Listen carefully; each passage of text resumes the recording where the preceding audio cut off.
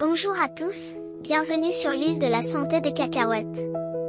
Ravi de vous rencontrer tous. Aujourd'hui, nous allons raconter une petite histoire, le défi de vitesse entre la petite taupe et le poisson voilier. Si c'est votre première fois ici, bienvenue à suivre notre chaîne vidéo. Commençons. La petite taupe Xiaotu regardait le poisson voilier nager rapidement dans l'eau. Ses yeux brillaient d'envie.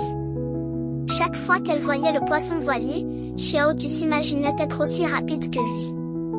Au fil du temps, Xiaotu aimait de plus en plus observer le poisson voilier. Elle commença à étudier attentivement ses mouvements de nage, rêvant de pouvoir un jour défier sa vitesse.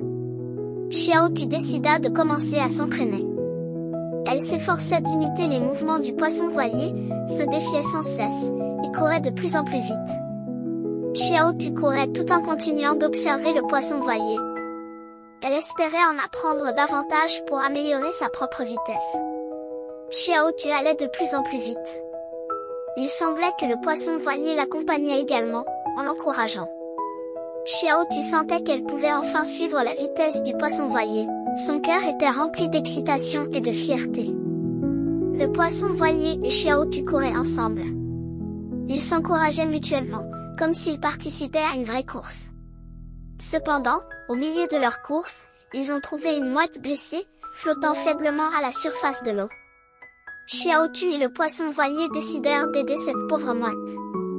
Ils travaillèrent ensemble pour la ramener au rivage. Xiaotu et le poisson voilier sauvèrent la mouette ensemble.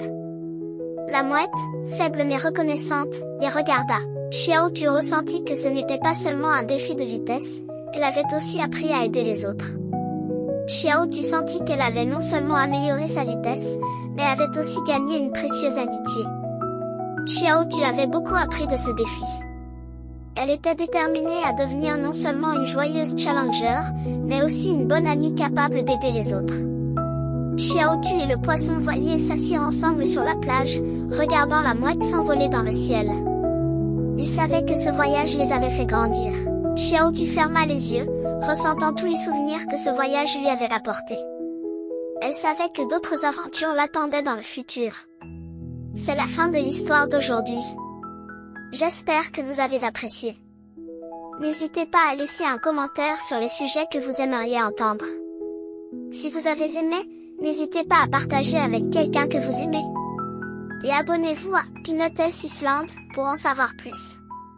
À demain.